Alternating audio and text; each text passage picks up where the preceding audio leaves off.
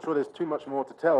Wanjira, as always, you just do such a fantastic job. But good day. My name's Dr. Hubert Danso, as Wanjira mentioned to you. So first of all, just let me welcome you on behalf of Africa Investor and the African Union's Continental Business Network and the African Green Infrastructure Investment Bank to, as Wanjira mentioned, this Africa-Europe Earthshots investment deal for climate, people and nature.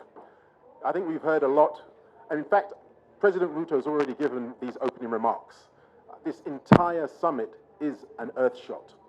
It is about a completely new transformative way for capital to work with policy, to work with delivering impact in Africa, in Europe, and across the globe.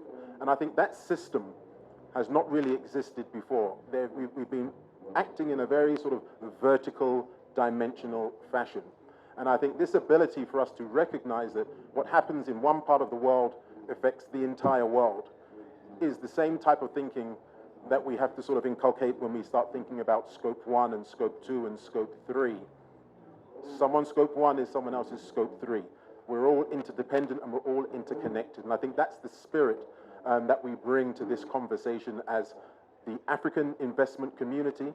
We describe ourselves as institutional investors that are very different from the ordinary investors. We're different because we are universal owners. We own public markets and we own private markets. So in effect, we have an impact and an influence right across the entire economy. As we seek to decarbonize our own portfolios, we're always looking to see how those decarbonized portfolios can green the real economy. So this is a really exciting and interesting partnership because we're actually now really focused on how do we deliver scale? How do we deliver scale for the green industrialization agenda and leverage all of these incredible resources that we've known for so long that we have? But we're at a time where we now fully appreciate that it's a use it or lose it moment.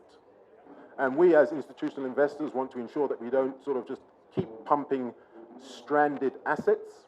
We want to make sure that there's going to be a just, equitable energy transition that leaves nobody behind.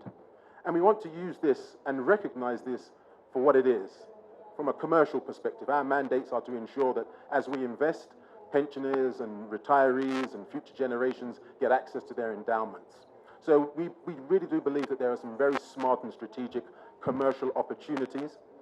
There's a $10 trillion per annum global green industrial economy, of which the continent is not this time going to be just 2% with over 20%, of the sort of demographics.